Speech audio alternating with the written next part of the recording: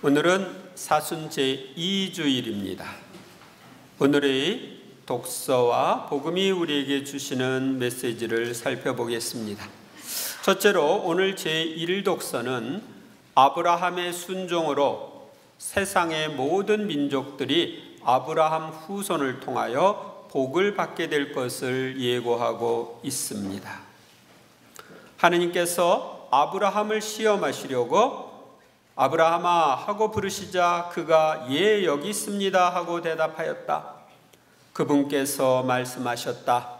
너의 아들 네가 사랑하는 외아들 이삭을 데리고 모리아 땅으로 가거라.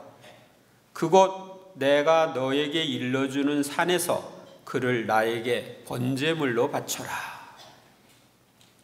100세에 얻은 사랑하는 외아들을 번제물로 바치라는 이 시험은 가장 크고 혹독한 시험이었습니다. 아담이 받은 선악과를 따먹지 말라고 하는 시험과는 비교가 안 되는 시험이었습니다. 그래서 이 시험을 통과했을 때 아브라함은 큰 축복을 받습니다. 여기서 모리아 땅으로 가라고 그랬는데 어딘가요? 하느님께서 이삭을 번제물로 바치려고 일러준 산이 어딘가 알고 싶으세요? 예루살렘입니다. 그리고 솔로몬이 지은 성전이 있는 곳입니다. 역대기 하권 3장 1절에 보면 솔로몬은 예루살렘 모리아 산에 주님의 집을 짓기 시작하였다 이렇게 되어 있습니다. 즉 이삭을 제물로 바치라고 했던 그 장소, 거기에 예루살렘 성전이 있었고 지금은 이슬람이 점령을 해서 거기에 모스크가 있죠.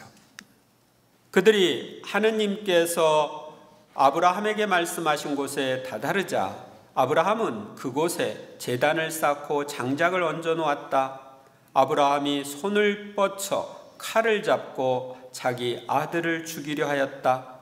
그때 주님의 천사가 하늘에서 아브라함아 아브라함아 하고 그를 불렀다. 그가 예 여기 있습니다 하고 대답하자 천사가 말하였다. 그 아이에게 손대지 마라. 그에게 아무 해도 입히지 마라. 네가 너의 아들 너의 외아들까지 나를 위하여 아끼지 않았으니 네가 하느님을 경외하는 줄을 이제 내가 알았다. 실제로 아들을 바치려는 마음과 행동을 보시고 바친 것으로 쳐주시는 하느님이십니다. 하느님께서는 당신을 첫 자리에 놓고 섬기는 자세를 보시고 아브라함을 축복하십니다. 아들보다 하느님이 첫 자리야. 그러니까 하느님이 말씀하신 대로 해야 돼. 그래서 하느님을 첫 자리에 놓고 섬기는 것, 이것은 제1계명 하느님을 흠숭하라고 하는 것을 실천하는 거죠. 흠숭이라는 것은 모든 것 위에 최고로 공경하는 거거든요. 그리고 지금 이 성경 구절에는 생략되어 있는 부분이 있는데 그러고 6절 같은 데 보면 그러고 나서 아브라함은 번제물을 살 장작을 가져다가 아들 이삭에게 지우고 자기는 손에 불과 칼을 들었다. 그렇게 둘은 함께 걸어갔다. 즉 모리아 산으로 걸어갈 때 이야기입니다.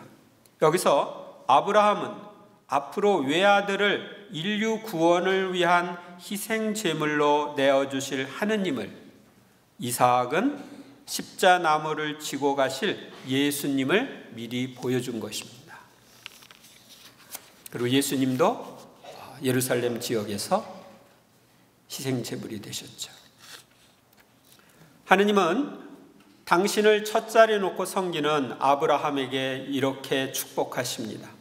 나는 나 자신을 걸고 맹세한다. 주님의 말씀이다. 내가 이 일을 하였으니 곧 너의 아들 너의 외아들까지 아끼지 않았으니 나는 너에게 한껏 복을 내리고 내 후손이 하늘의 별처럼 바닷가의 모래처럼 한껏 번성하게 해주겠다. 너의 후손은 원수들의 성문을 차지할 것이다. 네가 나에게 순종하였으니 세상의 모든 민족들이 너의 후손을 통하여 복을 받을 것이다. 아브라함이 100세에 얻은 외아들을 하느님의 말씀에 따라 번제물로 바치려고 했을 때 후손이 많아지는 축복을 받습니다. 또한 세상의 모든 민족이 아브라함의 후손인 메시아를 통하여 복을 받을 것이다. 그래서 아브라함은 당신의 후손 가운데 메시아가 태어나는 영광을 입게 되고 그 메시아 덕택에 우리들은 영원한 천상 행복을 누리게 된 거죠. 둘째로 오늘의 복음은 구약 성경에 예언된 메시아로 오신 예수님께서 어떤 분이신지를 알려줍니다. 그 무렵 예수님께서는 베드로와 야고보와 요한만을 따로 데리고 높은 산에 오르셨다. 그리고 그들 앞에서 모습이 변하셨다. 그분의 옷은 이 세상 어떤 마전장이도 그토록 하얗게 할 수 없을 만큼 새하얗게 빛났다. 베드로, 야고보, 요한에게 하느님이신 당신의 참 모습을 예수님은 보여주십니다. 인성 안에 감추어진 신성을 보여준 것입니다. 왜 하필이면 세 제자에게만 보여주셨을까요? 다른 제자들은 놔두고. 이 세 제자는 앞으로 받을 사명 때문에 보여주신 것입니다. 즉 베드로는 사도단의 으뜸으로서 첫 교황으로서 교회를 책임져야 할 사람입니다. 그래서 그에게는 당신의 참모습을 보여주었고, 야고보는 사도단에서 제일 처음으로 예수님을 위해 목숨을 바칠 사람입니다. 그래, 교회는 순교자들의 피로 자라나는데, 이 교회가 자라는데 거름이 되는 그런 역할을 하는 사람이죠. 요한은 순교는 안 했지만 끝까지 성모님을 모시고 살면서 예수님의 깊은 신비를 사람들에게 전해줘야 할 사람입니다. 그래서 요한복음이나 요한 1, 2, 3서 또 요한묵시록 이것을 저술해서 지금 우리에게까지 도움을 주는 그런 사람이기 때문에 보여주신 것입니다. 그때 엘리야가 모세와 함께 그들 앞에 나타나 예수님과 이야기를 나누었다. 엘리야는 구약의 예언자를 대표하는 인물이고 모세는 구약의 율법을 전해준 가장 위대한 인물입니다. 구약을 대표하는 이 두 인물이 예수님과 이야기를 나누는 것은 예수님께서 구약의 율법과 예언사를 완성하러 오신 분 메시아임을 알려주고 있습니다. 그러자 베드로가 나서서 예수님께 말하였다. 스승님, 저희가 여기서 지내면 좋겠습니다. 저희가 초막 셋을 지어 하나는 스승님께, 하나는 모세께, 또 하나는 엘리야께 드리겠습니다.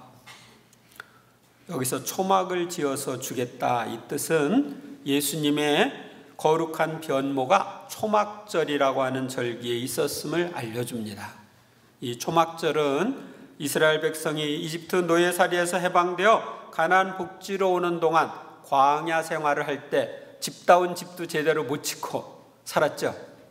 그래서 대충 우리나라 원두막처럼 초막을 짓고 거기서 지내면서 과거에 광야 생활을 생각하고 자신들을 구원해 주신 하느님께 감사드리는 기간입니다.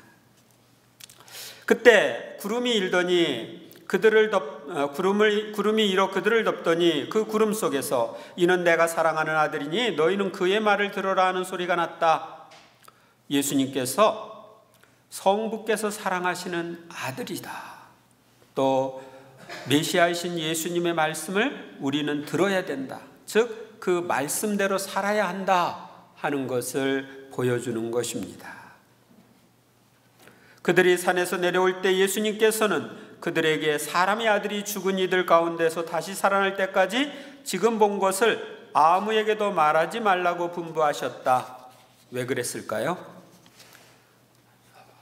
이야기를 해도 못 알아듣을 거예요. 예수님이 이 거룩한 변모는 예수님께서 부활하셨을 때의 모습입니다. 그래서 그때는 알아듣는 거예요, 사람들이.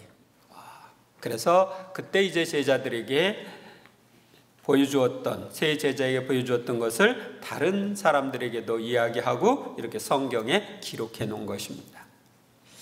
셋째로, 오늘의 제2독서인 로마서는 우리가 구세주를 보내주신 하느님과 구세주이신 예수님을 믿고 따를 때 받는 축복에 대하여 알려줍니다. 형제 여러분, 하느님께서 우리 편이신데 누가 우리를 대적하겠습니까? 당신의 친아드님마저 아끼지 않으시고 우리 모두를 위하여 내어주신 분께서 어찌 그 아드님과 함께 모든 것을 우리에게 베풀어 주시지 않으시겠습니까? 우리가 예수님께서 전해주신 하느님을 믿고 받아들이면 하느님은 누구 편이 돼요? 우리 편이 되는 거예요. 그래서 하느님께서 우리 편이시다. 또 아드님과 함께 우리에게 필요한 모든 것을 베풀어 주시는 분이십니다.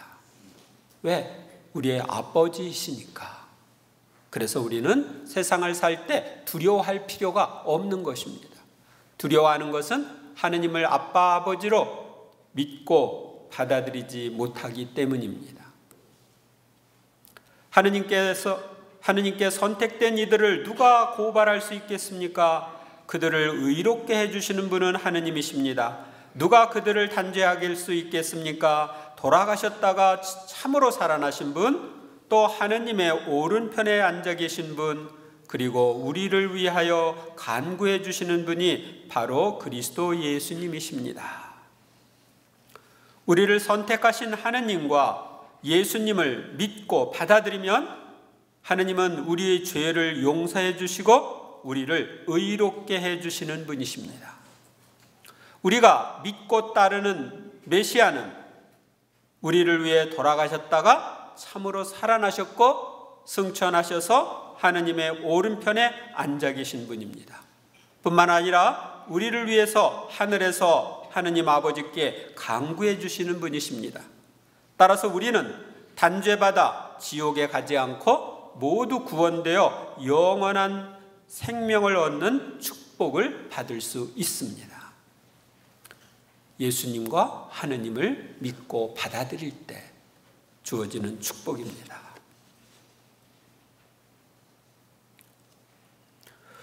오늘 제1독서에서 본 것처럼 믿음의 조상 아브라함은 시험을 당했을 때 외아들까지 아끼지 않는 순종으로 자손의 번성이라는 축복을 받았고 그 후손 중에 구세주가 탄생하셔서 모든 민족이 메시아를, 이 구세주를 만나는 복을 누리게 해 주었습니다. 우리도 하느님의 말씀에 순종할 때 자신과 이웃이 복을 받을 수 있습니다. 그런데 그 시험에서 승리하려면 아브라함처럼 하느님을 첫 자리에 놓고 섬겨야 합니다. 하느님보다 아들을 첫 자리에 놨다면 순종할 수 있었겠어요? 없었어요. 하느님은 첫 자리에 놔야 합니다. 우리는 신앙생활을 하면서 이런 시험에 가끔 들 수가 있습니다. 저도 그런 경우가 있었습니다.